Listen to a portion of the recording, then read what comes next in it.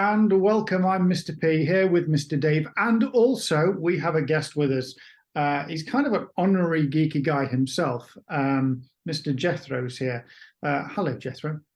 Oh yeah, you're right. And yes, this is a Geeky Guys podcast. Hello, Dave. Hello, Mr. P and Jethro. Yeah, we've got a new episode. We've not done one for a little while, but we've been planning this one in the background for a bit, haven't we? And we said ages ago this was something we needed to talk about, and you kind of said, I've got a good idea. I know just the person to bring on for this. Yeah, and I mentioned it once, just once. And then Mr. Jethro was bugging me for weeks. When's the podcast? When are we going to record the podcast? Please, am I wrong, Jethro? No, because I remember you mentioning it, and I just thought, yeah, you know what, I want to rewatch it. So, I didn't watch all like 212 episodes of SU1. I didn't watch all of those, but we watched all of Atlantis, which is 100 episodes, and all of Universe, which is 20 episodes. See, that's either really good dedication to come on and talk to us, or we just gave you an excuse to sit and binge watch Stargate, which is what you really like to watch.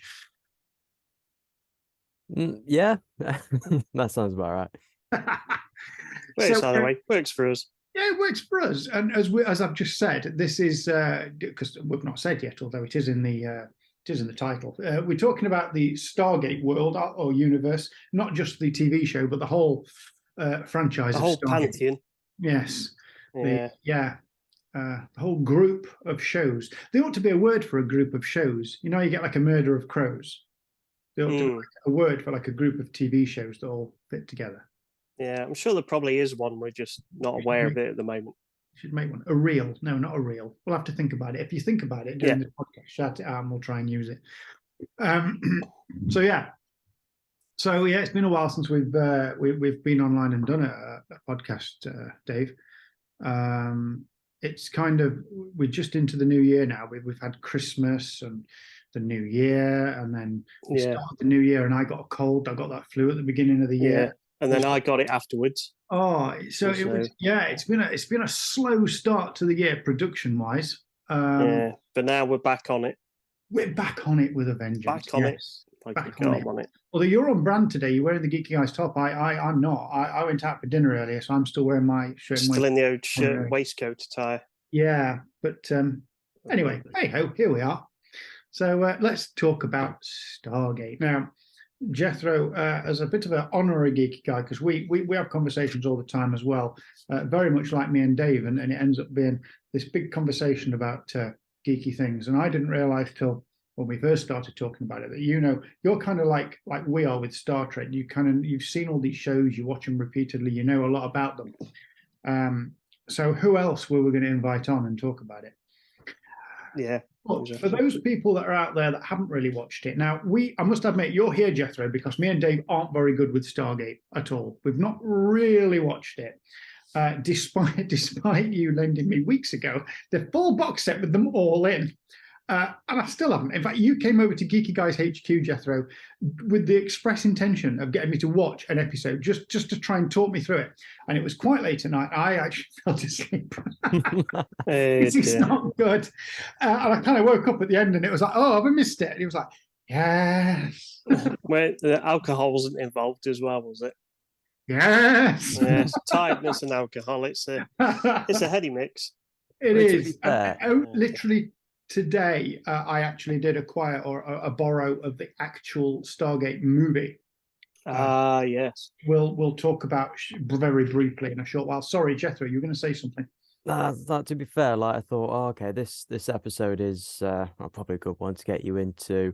So it's a season 2 episode called The Fifth Race, which I thought, okay, yeah, it's introduces, got a lot of the elements that make Stargate. But then it was very like lore heavy and referencing things that happened before, and even it was season 2, it was just bang, bang, bang, and I just realised that. It's funny because, and I think I remember saying this at the time. One of my exes didn't like Star Trek at all, really. I didn't dislike it, just didn't really like it. And I remember saying, "Oh," she said, "Oh, I'll watch an episode. I will watch an episode." And I thought, I've got all of Star Trek to pick. What am I going to pick to get her into Star Trek? This is going to be great. And I kind of did. We're going to call it. I did a Jethro. I did put an episode that I thought this is quite good. It's not too much space stuff, and it didn't. It didn't work at all. And I even got a second chance at it, and I still blew it. So I might have to hand my Star Trek geeky license in, because clearly the problem is, I think, with those type of things is when you try and show somebody an episode from a show that you really like, and you don't want to put them in too deep straight away, and you don't want it to be overly too geeky and lots of back references that they won't understand. So you show the episode that you think is kind of like got the least to it, the most sort of commercial sort of viewable episode, and they end up just being bored. Yeah, because all the stuff that makes it great isn't in it. It's funny because there was quite a few years ago now, back at the old TARDIS house. Yes. And I had some people over. There was my parents. I had another couple over, and we all sat and watched Star Trek: First Contact. And I got them all to sit and watch it, and they all really liked the film, because of course it's Star Trek: First Contact. Why wouldn't you like the film? It works without a Star Trek element in it. If you take Star Trek away and make it just a space film where you go back in time to stop some cybernetic zombies from taking over, it still works. Yeah, it's just a good sci-fi film, isn't it? And so from now on, that's it. If anyone needs to get an introduction into Star Trek, they get First Contact first. That's the rule now. I think that should be law. That should be the way to do it. Yeah, start with First Contact. Yeah, it's not a bad idea, to be fair. But just going back onto the main subject matter again with the Stargate movie, did you see it in the cinemas when it came out? I didn't. No, I've never watched it. And I mean, this one's the director's cut that I've got here, but I never watched it. I did, and I think I said to you earlier, before I came on, it's like one of those films that came out in the mid-90s that you kind of think would have more repeatable viewing across a larger audience than it seems to have. Like, sort of, you had like Jurassic Park out at the time, and GoldenEye, and a few other epic films. And I don't know, it's not quite done that, but yet it has still spawned the series, the TV series and the web series and the comics and the rest of that. So there's obviously a big audience out there for it. Yeah, it had kind of the effect I think they wanted, which is to get people into this into the universe. This IP, and really want to watch it. So let's I'm going to hand over to Jethro. What I'd like to do Jethro, for the people that have no idea what Stargate's all about, and are just wondering what we're talking about, what exactly is Stargate? Give us a quick synopsis us into the world of Stargate. All right. Basic lore behind it.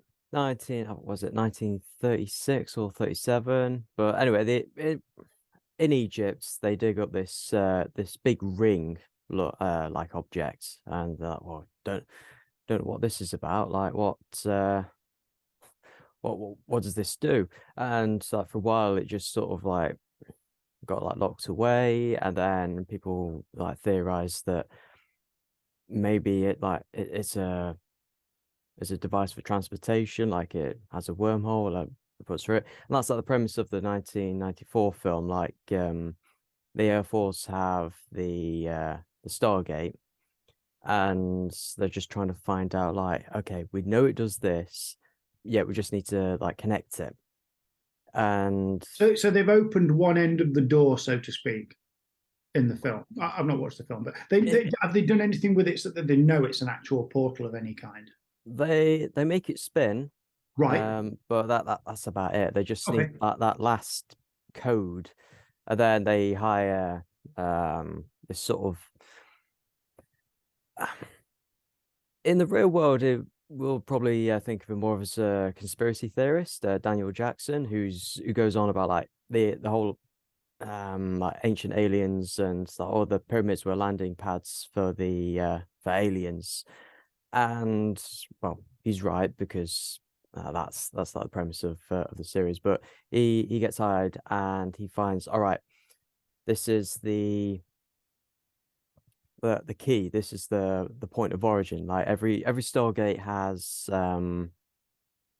like a point of origin, but every address also has like 6 symbols.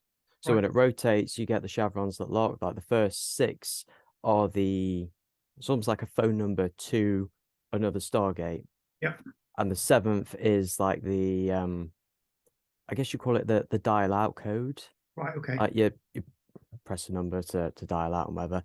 And in order to do that, you put the 7th symbol in, and it locks onto the next Stargate, and you connect your wormhole.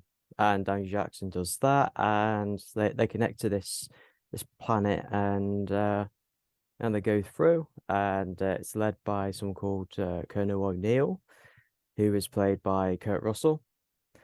And yeah, they go in and find these people that it turns out they've been taken from ancient Egypt back in the day. Right. So they still speak the language, it's still that same like level of technology. Mm-hmm. And it turns out that the one who's like ruling that sort of civilization is Ra, the Egyptian god of the sun. Okay. And typical like Roland Emmerich style, that they beam a nuke in and blow up and everything. And yeah, that's the end of the film. And then we get on to the series. That, I mean, Dean Devlin and Roland Emmerich wanted to do a sequel to that film, but I think, was it Lionsgate? Yeah, Lionsgate sold the rights to make a TV series to MGM without telling them.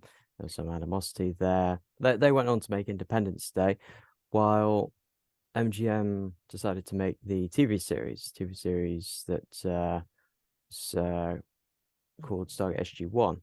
Right. Why SG-1? Just because there's Stargate or SG-1? Is that a Stargate one? Or? It's the team SG-1. Right, I get you. Sorry. Okay. So yeah, the film was 94. The series started in 97. So they had 3 years to sort of put this together. And they continued the exploration of the other gates that you could dial out to, I guess. Is that the idea? I mean, they thought they were sealed off, but I mean, that plot-wise, that was just, they thought that the planet that they went to, that gate was sealed off. Turns out it wasn't. But the events of the series kicked off when Apophis came on, which is the Egyptian god of the night, I believe. Okay. So another one of these like aliens that are posing as ancient Earth gods coming in, and they realize that, well, we can't just like bury the gate, because they know we're out there now. We know we're here, and we're a threat. So we're going to have to send all these teams over in order to defend the Earth, so to speak. And the aliens that are posing as the gods of ancient Earth, they're these sort of like snake-like creatures that like inhabit like the bodies of humans and take control over them. Okay. Which they often have like the deep voice, the glowing eyes, and Batman. that. And yeah, you also had other people join the cast. You had I just go back to that Colonel O'Neill was recast with Richard Dean Anderson. Yeah, famous, of course, for playing MacGyver. Yes. Yes. And Michael Shanks was cast as Daniel Jackson. You also had Amanda Tapping come in as Samantha Carter. Christopher Judge, who people might know recently for being in God of War, who didn't win a Streamy for voice acting or something. I don't know actually, but we'll take your word for it. Yeah, I think so. I mean, I mentioned to Jethro earlier in SG-1, there was quite a big sort of Star Trek actors element in there as well.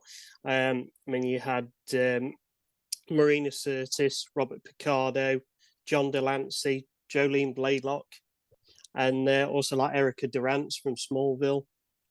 Ben Browder, who's famous playing Crichton in Farscape.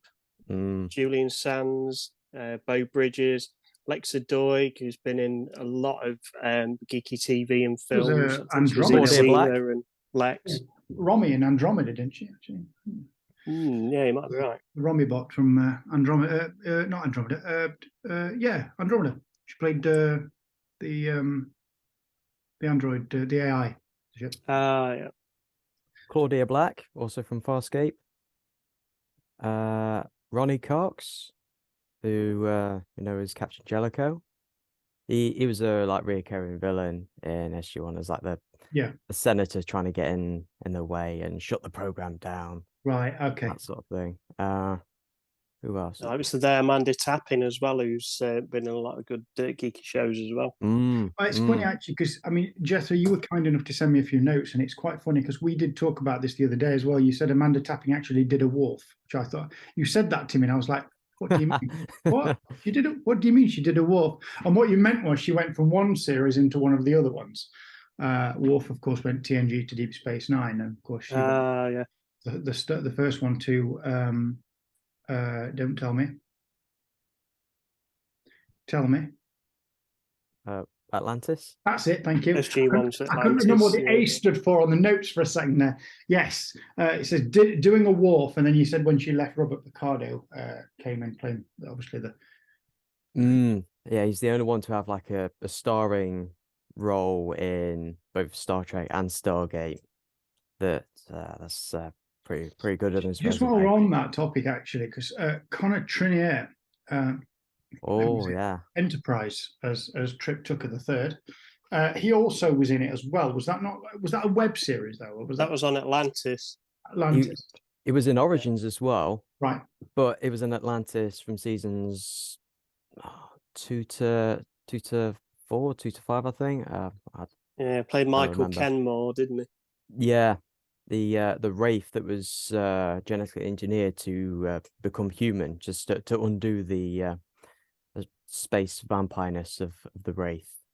He's mentioned about Stargate a couple of times on his shuttle pod show lately. He's talked about it, and I think we're hopefully going to get him on in hopefully the next few weeks, aren't we? So we might mention Stargate to him when we have him on. Well, we're certainly going to within the next few weeks try and plan something with them. They kind of said they very much like to come and talk to us. So it's all plans and diaries permitting. But yeah, we'd like to get Connor and Dominic Keating. Dominic Keating on, yeah. Well, that's something we're going to try and do. So each there've been quite a few shows. We just mentioned a few there. So SG1 obviously based on Earth, where with the first the Stargate that they found on Earth, and but you then said Atlantis. So what's the difference between SG1 and Atlantis? If we just quickly run through the differences between the shows very, very briefly. Okay. Season 7 originally was going to be the end of SG1. So thinking, okay, let's spawn this off to another series or movie, whatever. Yeah. And Atlantis, as we know, the story of Atlantis being the city that sunk in the ocean. And it was originally going to be, just move it to Antarctica. But then when SG1 was renewed for season 8, they're like, we can't really like keep it on Earth because, I mean, they're on the same planet. We're going to step on each other's toes. So it's like, right, another galaxy. Let's just go to another galaxy. And a lot of it's like them being stranded in that galaxy. And it is one of the lost cities of the ancients, which were the original gate builders. Okay, cool. So that's Atlantis. And then we've then got Universe. Oh yeah. So what's Universe all about? All right. Universe is the Stargate I said about having the 7 chevrons. An 8th chevron goes to a different galaxy, like with the different Atlantis go to the Pegasus galaxy. Right. Now they finally managed to unlock the 9th chevron because it has 9 chevrons all around it, and I'm like, well, it's got 9 chevrons for a reason. Let's figure out where it goes. And then they go off, and it's this ship that was sent by the ancients millions of years ago, trying to document the origins of the universe. It was completely abandoned. So you got this like ragtag crew of people, like mix of like military, civilians, and that, on this ship, trying to like, well, keep everything together while trying to honor the original mission of Destiny, which is the ship that was going from on the far side of the universe, while also trying to, well, perhaps get home, because but a lot of the civilians there, well, they didn't really sign up to go through the wormhole to begin with. So is this so? Because I've never seen it. So on Universe, they go through the Stargate, and it takes them to another Stargate that's on a ship. yes. Right. Okay. And am I right in saying that they can take the ship through a Stargate? Is that what? Can they do that? Oh, you can with the puddle jumper. Like if it can fit through the gate, then yes. Like Atlantis had all these what they call puddle jumpers, where instead of like having your castle just walk through the gate and just walk around it, they have these almost like these like pods, shuttle pods that just go in, fly through, and you could do that. Or in the case of the Orion, like SG-1, you can create just a massive Stargate and just fly through it with all your big ships. So you could do that. But they didn't do that. They just explored that part of space with the ship. Yeah, the gate was on the ship, and they just explored like the galaxies they were going to, and it was yeah, sort of like that. It was very low tech compared to, say, the ancient technologies of Atlantis, because Destiny is older than Atlantis, so everything's just all rickety and falling apart. Okay. They kind of explored the idea fairly recently with the show The Expanse as well, where they had like an ancient race of aliens that had like built rings, and basically it all died out, so the information wasn't readily available what it was all about, what they were built for, and obviously then humans are sort of switching them on and reconnecting them again, going to different parts of the universe. So it's kind of interesting that they explored it in that show as well. I haven't seen Expanse. It's good. It does get very Stargatey sort of in the last couple of seasons. Oh, nice. There is a question I did want to ask, and again, not having really seen the show, I don't really know, but we're gonna talk in a second about the parallels between Star Trek and Stargate. But whenever we get sci-fi shows like this, I do always want to ask the question. Excuse me. Language. In Star Trek, they all wear a universal translator in the form of a badge, or they've got a device, and they can all understand what everybody's saying. In this show, they're going to talk to, we've got ancient languages, no doubt, coming into this, or alien languages in some of them. Is there a language barrier gap in some of these episodes? Or There was in the film originally, Mhm. and it just because they spoke like a variation of ancient Egyptian, but as they went on with the show, they were like, well, we don't have every episode with them trying to figure out what they're saying. That will get boring after a while. Let's just have them speak English and just let's not question it. they just kind of glossed over that. They just speak English. Yeah, I vaguely remember in the film it was a different alien language, and it was all just subtitled all the time. And the same for Atlantis, even though they're in a different galaxy, everyone speaks English, which, I mean, to Universe's credit, they didn't do that. Like with everyone in the galaxy speaking English, and they're going like to the other side of the universe, everything is going to be completely alien, even to like with the aliens that they already know about in the galaxy. That is just completely different to everything. Like first alien, I think, was a gust of wind that they discovered in universe. And then there was like a tick. So I think there were like two biped, like 2 arm, 2 leg aliens in the whole of universe, and yeah, they didn't speak English. So, Okay, wow. Okay, that's nice to see. Did it play well on screen? Did it come through okay? Was it easy to watch, being it was something so different? that is a contentious issue, very contentious issue. Like SG-1 and Atlantis, they have their formula. They have their like, okay, we've got this like group of people, like smart people, like morally upstanding people. They go off and doing these things. Very little conflict. As the universe comes along, there is quite a bit of conflict in the crew. Like just to give a bit of context, that you have the main scientist guy, who's played by Robert Carlyle. He's like this I don't know, he's obsessive about trying to find why destiny is out there, and he's the reason why they are trapped in destiny to begin with. And on the other side, you've got the military leader, played by Luis Ferreira, who was he was in Breaking Bad. He was the guy that Walter White said, "Say my name" to. But yeah, there's a lot of clashing in between those people, because Colonel Young wants to get everyone home, but Dr. Rush wants wants the people to keep going. So you have a lot more conflict, and the filming style resembled Battlestar Galactica more than it did for the previous Stargate shows. And with the tone, the filming style, it kind of rubbed people the wrong way. Like, for me, I loved it because I love that sort of thing, but a lot of other fans didn't, which is probably why it only lasted 2 seasons. Okay. And of course, we get on to Stargate Origins, the web series from 2018, which me and Mr. B discussed earlier, and we're like, was that kind of like an attempt to kind of wrap up the franchise a little bit, or so it's kind of a bit of a prequel, wasn't it? Yeah, it was around about the original discovery of the Stargate.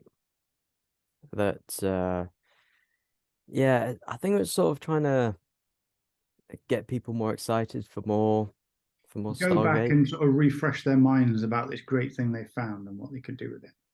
Yeah, but you've also got corporate politics and bankruptcies and new management and that sort of. We're going to come on to that. I think what we're going to do, we just park this for 1 second, because on all our podcasts, as you know, Mr. Jethro, being an avid listener and watcher of our content, we have some features, and our first feature that we always do is called Geeky Guys Favorites, and that's where we ask our guest to pick from a list of favorite questions, and you get the choice of 3, well, 1, 2, or 3, and then I'll tell you which one it is. So, give me a number, Jethro. 1, 2, or 3? 2. Ooh. Okay. So, number 2. So your Geeky Guy's favorite question is this. It's kind of a favorite. It's kind of not quite a favorite, but we'll go with it. So it's like, which Stargate series would be your favorite in terms of which one would you bring back if you could for a limited run? So it's kind of, we're asking you what your favorite is by asking you which one you would bring back for a feature film or for a full series or for a limited run, whatever you think. If you could just bring back one of them to the world again, which one would it be? Universe. It's the only one that didn't get a proper finish. Okay. All right, you could argue that Atlantis didn't get a proper finish either, but at least it didn't end on a cliffhanger. So Universe ended on a cliffhanger. Oh no! And was this not carried on with like a comic or anything like that? A comic, yes, but is it canon? Apparently so. I think it's supposed to be. Is it supposed to be? Oh, yeah. I was reading the notes earlier that it's supposed to be canon, the stuff that's in the comics. Okay. We all, as geeks, we all know the terrible fate of Firefly, the TV series, which still grates us today. We still have a special place in our hearts for that. But that was also carried on, I think, with a comic afterwards. Even Buffy the Vampire Slayer got a next series in a comic form. That's true. So yeah, it seems to be the thing. There's a new comic series out at the moment, which is the new Star Trek comic series for this year, which is in between the end of Deep Space Nine and sort of Nemesis. And we look at some main characters such as Data. We look at Cisco's return from being with the prophets and so on. So that's and we're going to do a different podcast all about that because I've started collecting them. It's a slippery slope. So I've started those comics. So we'll talk about that another time. But yeah, I just wondered if it carried on in comic form. And he did have the least seasons out of probably most of them as well. He only had 2 seasons into Universe. Yeah. You talked there about production companies and going bust and that kind of thing. So it was MGM, of course, that went bust. We know this because let's face it, James Bond by them has now been bought out, but by Amazon bought MGM. So everything that MGM owns now, Amazon owns, which I assume is James Bond as well. Does that mean Amazon owns James Bond? I don't understand how that works. I don't quite know. There's got to be some sort of loophole in there somewhere, hasn't there? They only own a certain amount of Amazon buy. Who owns Sony now? Did I remember reading something about Sony? No, or is it Sony bought something else? Sorry, I'm just going for a different. I know Sony and Disney are quite close together, aren't they? The BBC sold was it the rights to Doctor Who to Bad Wolf Productions, and then Bad Wolf Productions was not bought out, but they were like merged with or. They've got a thing with a merger like with Sony, haven't they? So. But anyway, so basically Amazon now have the rights to Stargate, all the Stargate IP, I would assume. Yeah. Do we think there might be a chance, Jethro, that they're going to do anything with it, or? I hope so. There's no rumblings on the internet about that kind of thing. There's always a rumor of like, oh, maybe this will happen, maybe this will, because Brad Wright is always. He's been wanting to do it. He's even pitched a pilot, but so far no dice. So hopefully it's nothing yet. Not though will be nothing like entirely because yeah.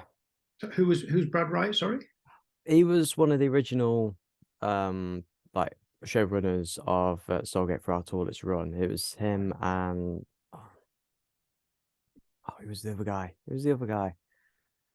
You do what I do now there, Jethro. Your memory palace is letting you down because you've got so much information in it. It was replaced by, I think, Robert Cooper, but I think Brad Wright worked on the TV show Travelers as well. Okay. Rightly. I don't know if you've watched that yet, Mr. P, have you? No, you've talked about it. Yeah, that was very good. And Patrick Gilmore, that was one of the lead cast in that, was in one of the Stargate series. I remember seeing his name earlier. Okay. It was in Stargate Universe. And with Victor Garber. Victor Garber. Oh, you gotta love Victor Garber. Yeah. If you don't know who Victor Garber is, you need to hand your Geeky license in. Not only was he in the 1997 smash hit Titanic, but let's brush over that. He was in Alias, all 5 series of Alias. Was it 5 series of Alias? Legends of Tomorrow, DC. Yeah, Sydney's dad in that, and Legends of Tomorrow from DC was one half of Fire. Was it Firestorm? No, Firestorm. So yeah, he pops up quite regularly. He's been in the Orville as well just lately, hasn't he? He's one of the admirals. Played Admiral, Ted Danson, one of the admirals, which was quite cool because he does the humor quite well. Yeah, he does. That's one of the things we said earlier as well, didn't we, about like trying to get into Stargate and watch some of these series, is that it's got a lot of actors from other things that we like in it. So, it's quite a high possibility that we're going to like a lot of it. Yeah, Yeah, and again with that Star Trek crossover with actors as well, it's going to be interesting to watch. Mm. Oh, he's in it, he's in it. Which is going to be quite fun. I imagine there's lots of trivia connected to this that we're going to quite like. We could probably spend all night doing it, but let's just try and pick a few as we lead us nicely into our next feature, which we always do, which is called Geeky Guys Did You Know? Now, normally me and Dave, when we're talking about a topic, we pull out a few bits of trivia. We have got a couple of bits. We won't come out with too many, but as our guest, Mr. Jethro, you're also invited to give us a bit of trivia that we might not know about Stargate, any Stargates, in fact, the whole IP. So I'm gonna kick us off, and I'm going to come out with one which I saw. And I thought it was quite funny because this is what I would probably end up doing. And it was that Jay Davidson reads his lines off of cue cards because he can never remember where his lines were, apparently. I don't know who this actor is, but apparently he read lines off of cue cards. That would be me. I would completely forget all my lines if I was an actor, I think. I'd have to do the Marlon Brando thing. Marlon Brando was famous for having all the props around the set, having his lines on. So he'd walk. Robert Llewellyn, Red Dwarf, he's always had like notes and sticky notes on everything and the people to read lines. You can see Marlon Brando doing it though. You know, like in Superman, he's got the stick and he like stops and then he's looking at the stick. Then he delivers a line. And it's almost like a dramatic pause. And it works. But he's just reading it. He's just reading it. He's just reading it. So for mine, then I'll go back to the original movie for this one. Apparently, in the early pre-release screenings of the movie, the thought of the audience about it, their reviews of it were disastrous. Percentage of the audience who liked the movie fell into the mid-30s. Executive producer Mario Casar realised the main problem was that plot made 0 sense.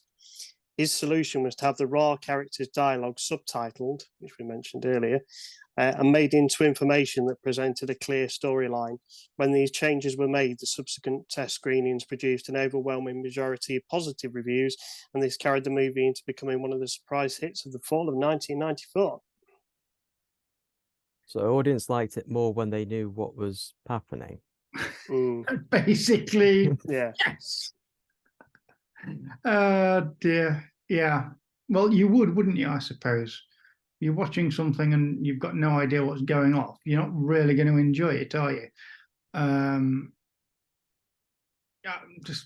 Yeah.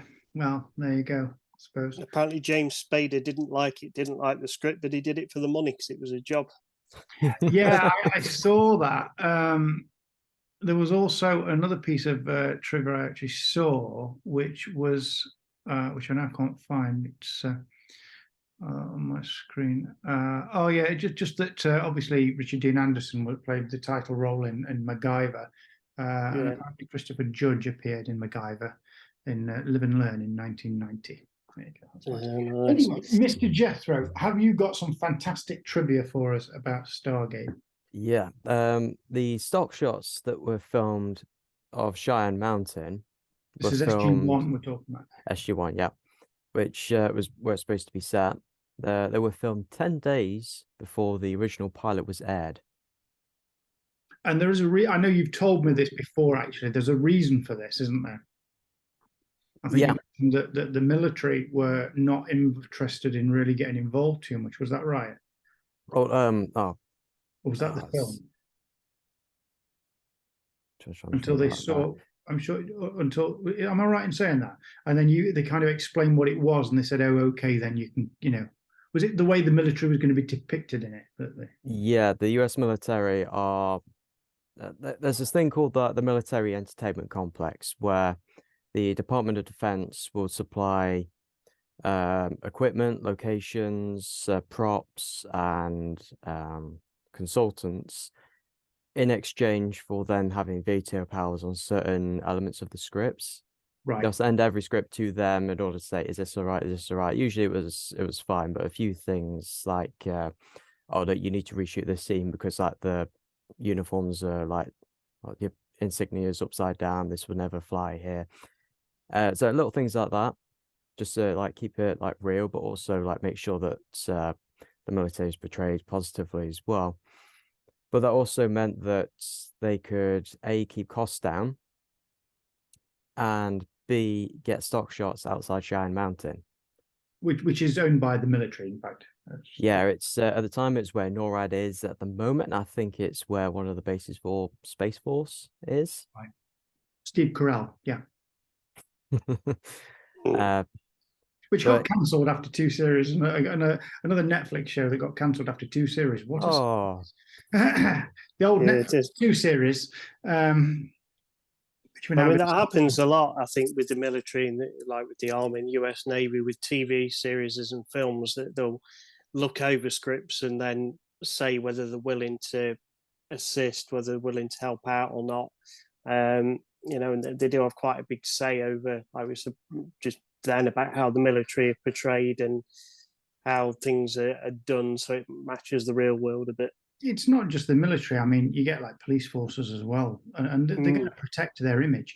The Royal Canadian Mounted Police, the RCMP, the Mounties in Canada, when Due South, the TV series, was coming out and they're doing the pilot, they didn't want any involvement at all with it. So what you actually found was during the pilot, they got a lot of things wrong. So like the uniform that Benton Fraser wears, he's wearing a badge on his hat, which they didn't generally wear in like his uniform, not quite the way it should be, or they weren't allowed to do it the same, maybe. That might be the case. And then when the pilot, they did the pilot and showed it to the RCMP, they went, actually, we quite like this. No, that's fine. We'll get involved and help you out. And then they backtracked and then was quite happy about the RCMP being portrayed in that way in the show, which is why it changed from the pilot to the main series. The way he carries himself, the uniform's slightly different, and with the insignia and all that kind of thing. So yeah, but they're going to protect themselves. Of course they are. They don't want to be. Good, aren't they?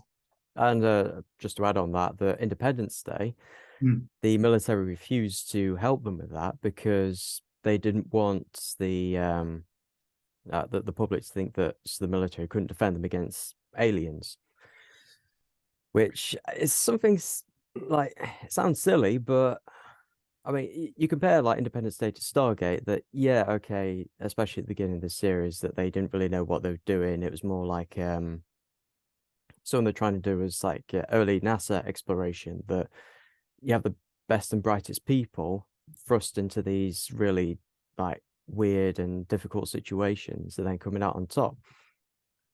But like as the series went on, that like in season 6 of SG-1, they made the first starship, or the first ship, and they sort of help with like, if that were to happen, what would a ship built by the US military look like if that were to happen? So that's little things like that. Yeah, I remember that there was a bit of a hoo-ha about including Area 51 in Independence Day as well. That was another thing with the military wasn't keen on.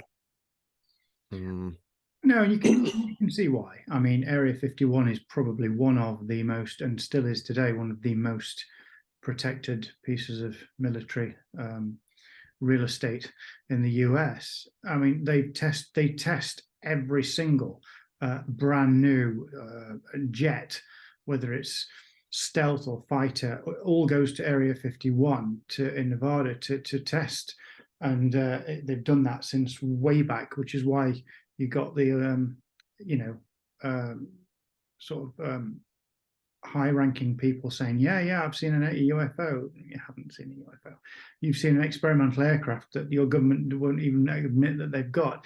And since they declassified lots of information and documents about Area 51, we now know exactly which jets they were, what they could do, some of the older ones anyway.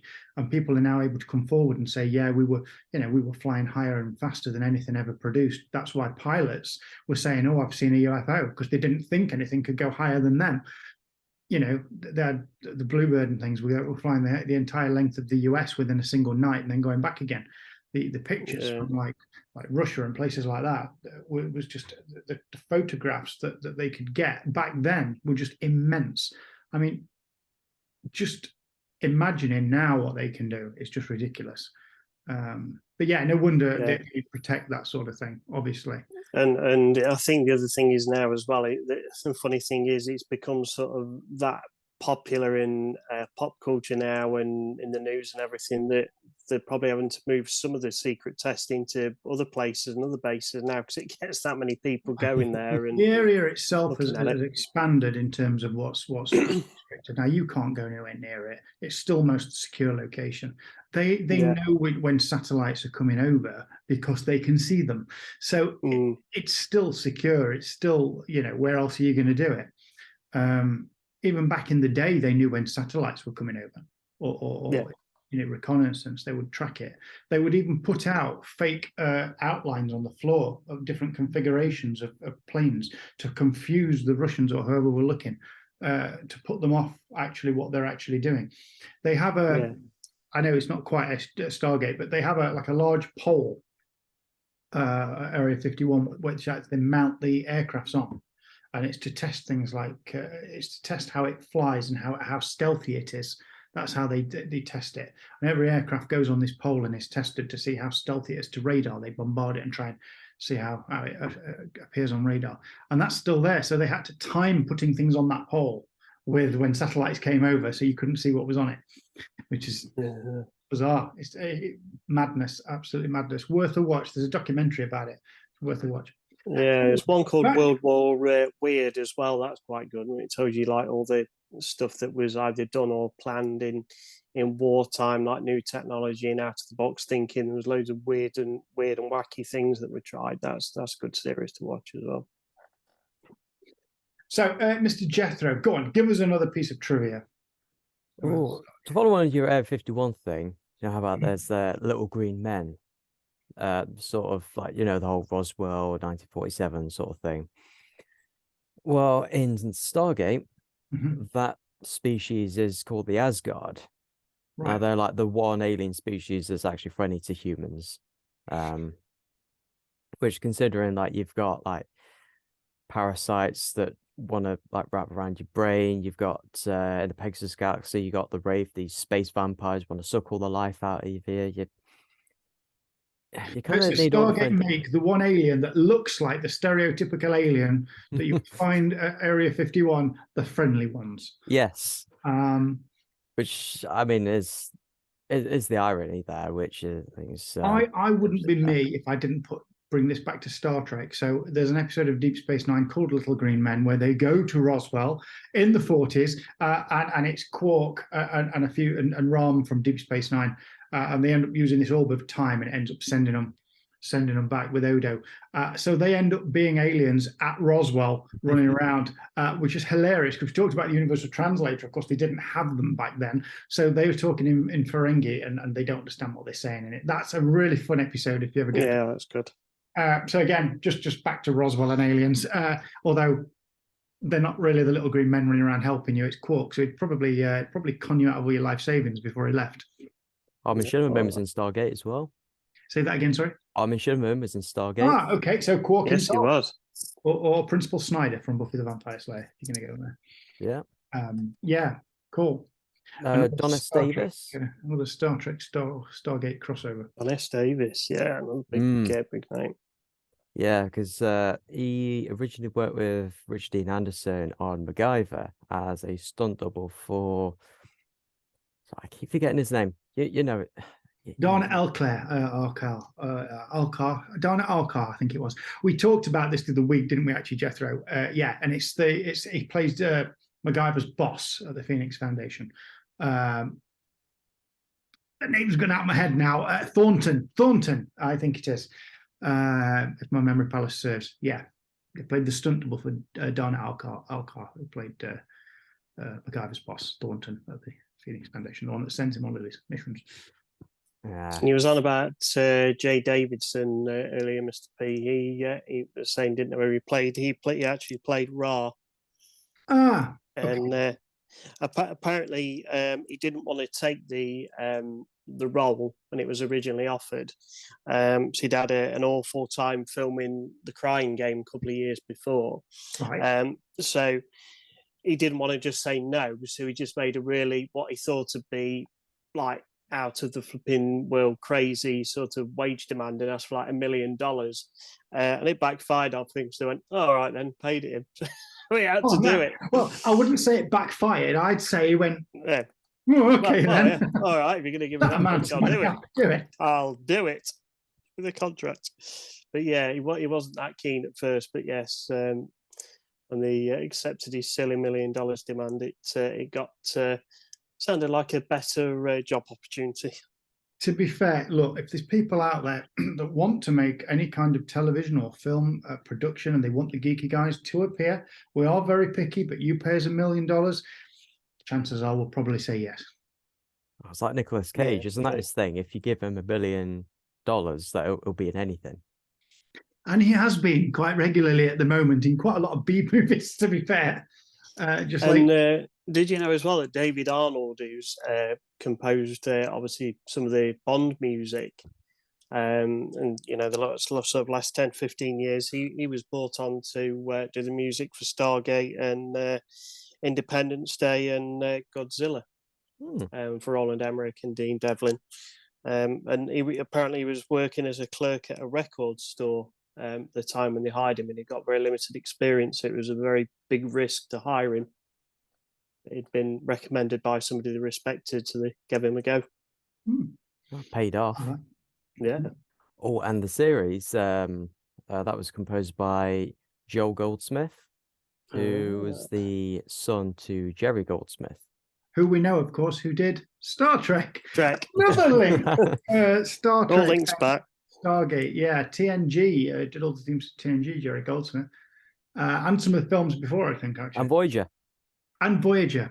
In fact, just on a quick segue, have you ever listened to the alternate TNG theme that they didn't use? Have you listened to it? Yeah. I think we talked about this when you came to visit the Geeky Guys HQ at one point. But yeah, there's a CD set with the TNG type music in it.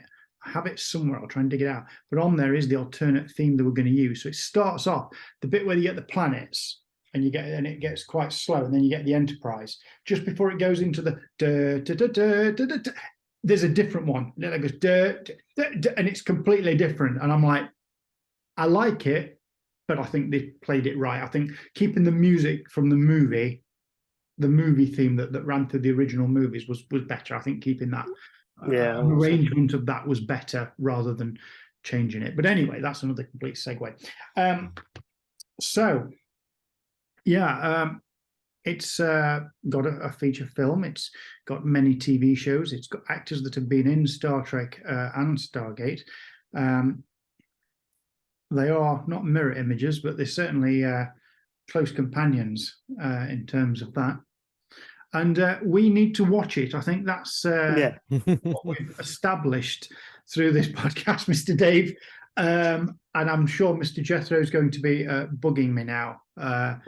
So we'll have to have a get together at yours and watch the director's cut Stargate movie. Yeah, it's right here, and it's on the list for our next Geeky Guys management and business meeting, production meeting, which generally involves us going to the pub for food and then coming back to Geeky Guys HQ, watching geeky things, drinking wine. Production is probably a bit of a strong word, but... and then the following day, we end up sitting down and actually having a 10-minute conversation about what we're going to do. Yeah.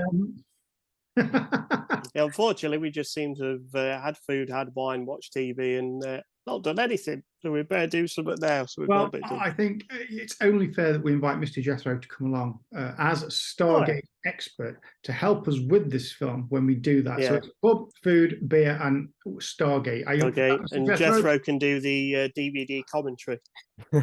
Yes. Third time's the charm, because I've tried twice to get you to watch. You have actually. You've been here at Geeky Guys HQ twice, and it's kind of worked. We've kind of watched it, but not really. So maybe starting with this and then watching the pilot. You tried to get me to watch the pilot, and I think the day we did that, I was just really tired. It's been a busy week. The normal boring job that we do in the day, it just tired me out. We got to the end of got to the evening. I had a glass of wine. I was very relaxed, and I just started snoozing. It's my own fault, I know. Don't blame you at all. Now, no, I did what I call doing a Mr. Dave, because quite often back in the day, Mr. Dave would come over and we'd start watching something, and you're the same, Dave. You'd be so knackered from your week of normal work. Yeah. You'd come over, you'd have a glass of wine, you'd start snoozing. I think that's kind of why we ditched the Friday nights at one point, wasn't it? Because it was just like we'd both been at work, we're both knackered, and once you got a bit of food of alcohol inside, you were gone. That's it. Yeah, we got nothing done, nothing production-wise at all until the Saturday morning. Depending on how much we'd had Friday night, depended what time Saturday morning started. Yeah. But we're making it sound really bad. We don't just spend all our time getting completely pissed up. No. Especially with the cost of living these days, can't afford to do it, can we? Me. Yeah, I've kind of been doing dry January. Can't even say it. Dry January. Yeah, for the most part. It was a slight stumble, but for the most part, yeah, I've been doing the occasional Sauvignon Blanc, but it's all right. It is dry. Yeah, I've been doing dry January properly. I've only been drinking dry white wine, dry gin. No, I haven't. So yeah, to be honest, it's surprising how much money you save, and it's. I mean, it was the health and fitness area really I was looking at. Was that aspect as well? Yeah. I had that flu at the beginning of the month, so any actual exercise I got planned in didn't happen. So all my swims and runs and swims never happened. So it's I mean, we're recording this on a Sunday evening, so this podcast is going to go out in the next couple of days, but hopefully next week we'll jump on the exercise a little bit. I'd actually planned to do a bit of a small video online and track my progress, the whole dry January, the exercise. It never happened because of my flu. Couldn't do it. So maybe as we go into February, I'll put something online and track how it's going with the exercise. Yeah, we started off the year quite well. We did do a long scenic walk New Year's Day, didn't we? And then you got ill, then I got ill, and we've not done it since. Yeah, we did. We wanted to do a pre-test of some radios that we'd got, and we did, didn't we? That's something we're going to follow up with. I kind of recorded an unboxing, Jethro, of some radios. And the idea was to then do a test out on the trails to see how far they go, that kind of thing. And we kind of walkie-talkies. Yeah, we did a 7-mile walk New Year's Day, but and it was all right as a quick pre-test, but the weather wasn't brilliant for doing any filming. So we're going to go. We've got a location in mind to go back and do some filming and test them properly. So we'll do that. Yeah, so that'll be fun to do. Later on. Anyway, we digress, and we're talking about lots of other things now. Yes, we're taking away from this the fact that we do need to go and watch Stargate, and we're going to have a Stargate evening. We'll tweet about it when it happens, and Mr. Jethro, of course, will come over and watch it with us, provide his insights, and maybe even force us to actually rewatch the pilot for the series again. 10 minutes in, and sort of got sidetracked and realised, hold on. 80 minutes have gone by. It's like, it's getting a bit late. We did a lot of talking as well, to be fair. But yeah, that does tend to happen. It does tend to happen. You get some geeky people together and they just mind you, to be fair, it's not just the Jethro things. A lot of times we get together and we have a full intention of watching something, and we just go, we didn't watch it, did we? No. That's true. We end up having a bottle of wine and watching the A-Team. That's usually. That's the standard. Sticking up to the A-Team. The idea was to work through them, weren't it?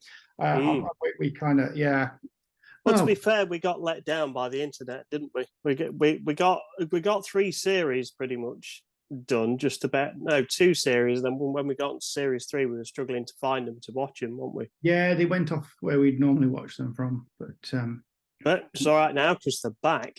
They are back, so we can carry that on. All 5 series, so we can carry it on there.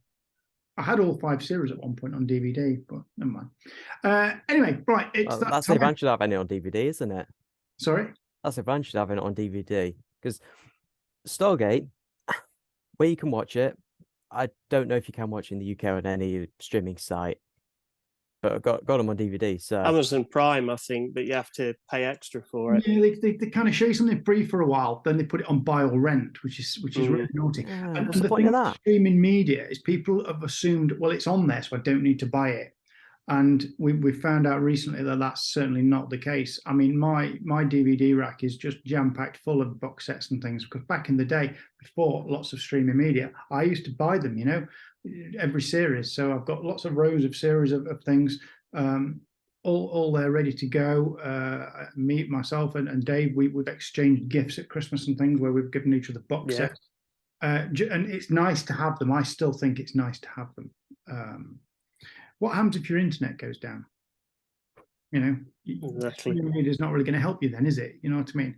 So, Or rights expire, and that gets taken away. Like if a company's rights to sell physical media expire, they're not going to like raid your house and take your DVD collection, are they? No. I mean, take Star Trek, for example. We always come back to Star Trek, don't we? But they that was all on sort of Netflix, which I think a lot of it still is. But all the new shows coming out on like Paramount Plus now. Yeah, that's good.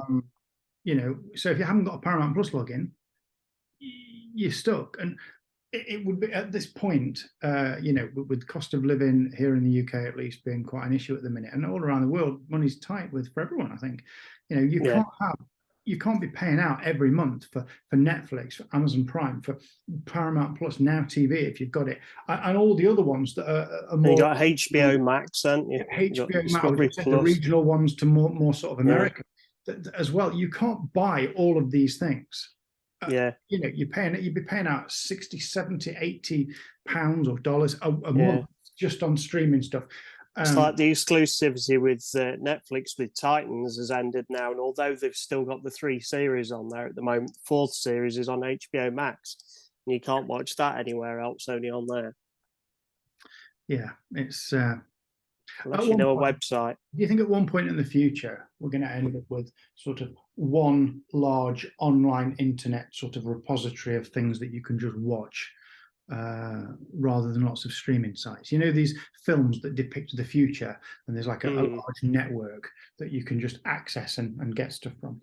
Do you think that will happen? Probably not for a while. I don't think, because they're all making too much money, aren't they, to share it with other people? Yeah, I suppose it is the money. I just thought the idea of having just everything in one place just makes life easier. Yeah, I mean, you should be able to do that. Just literally just put whatever entertainment system you've got on and pick whatever movie, music, TV series you want to watch, and it's just there and you put it on. But yeah, we're not quite there yet, are we? No, unfortunately, the world is still quite separate and fragmented. And of course, Apple TV, you've got that now as well, haven't you, to add TV, to it? Of course, some great stuff on Apple TV, actually. I'm a big advocate, as you know, for Apple. I love their documentaries, some of their documentaries. Yeah, they've got some good series on there, actually, haven't they? Yeah. Anyway, we digress, and I think we've pretty much exhausted talking about Stargate. So, Mr. Jethro, thank you so much for spending your time this evening and coming and giving us your insights on Stargate. We have taken away the fact we do need to watch it. You can come across and make sure we do. Yeah. Any last words, Mr. Dave? So he's going to say any last words on Stargate, Jethro, then, for a minute. No, I think like you said, I think it's kind of reiterated to us that we're likely to like it. We need to watch it. Start off with a movie, like you say, have a bit of a Stargate evening, and then, once we've done that, start working through SG1. If you like Star Trek, will you like Star Wars? Will you like Stargate? Yes, and I think it has that same sort of broad appeal, like say Babylon 5. I was going to mention that because I think, was it Mr. Dave? Did you buy me Babylon 5? Was it someone else? No, I think it was someone else. I've got the full set of Babylon 5, and I've started the first episode about 4 times. I've even gone trying to go to the second episode, and I've just struggled to get into it. And I was literally talking to someone earlier today about this, and I kind of said I need to sit down when I'm in the right frame of mind and just blitz 3 or 4 or 5 episodes to just get going into it. And I think I'd really like it. But yeah. It's interesting. There was talking on the Shuttle Pod show the other day about that, actually, where there's loads of series where it takes like a few episodes for it to get going, or it takes even the first season to get going, and then you really start enjoying it a lot more in season 2. And that's the issue with a lot of these companies and streamers cutting series after the first season. They don't give them time to get going, do they? But with like Babylon 5, like the world is deep, and it's like it's a rich, and it's it's an interesting world. But the show's called Babylon 5. Like, you can't go too far away from the station, or let's say Battlestar Galactica. Again, it's a really deep world. It's really interesting. But if you're trying to have a show without the ship called Battlestar Galactica, it's not really going to work, falling is it? apart. But Stargate, I think what Atlantis proves, you don't have to have it on Earth. You don't have to have it with Colonel O'Neill. You don't have to have Daniel Jackson. But it's I don't know, like it's a universe that is ripe for exploration. Like you can set it anywhere. Like go to another galaxy, go to the far side of the universe. Like it's kind of to a different universe. It's taking the ideals and the basic fundamental, what makes the show work, and puts it somewhere else. I guess it's a little bit like Voyager, a Star Trek Voyager, I suppose, in that respect. Yes, you can't go too far from Voyager, but you've took this little one ship of Federation and popped it somewhere else. And I don't know, maybe. I mean, that was a bit of a genius idea as well with Voyager, just to stop on Star Trek for a minute. But you kind of, because you were able to do that and you were in the Delta Quadrant, you didn't have to have the same aliens that we've had over the last 40 years. You could have all different races and different anomalies in space, because it's a completely different area of the universe, and give them kind of that blank slate to create a load of new stuff. Yeah, they did that a little with DS9, because they had the wormhole, so you could go to the Gamma Quadrant and open it all up again. The beauty about DS9 is it was close enough to Earth that you could have the Enterprise pop over, and it was close to that kind of thing. But I would get what you're saying. You take that bit of IP and you could move it wherever you want, and worked. I think that's what Jethro was saying. And like the original series wasn't called Kirk or Enterprise or anything like that. It was called Star Trek.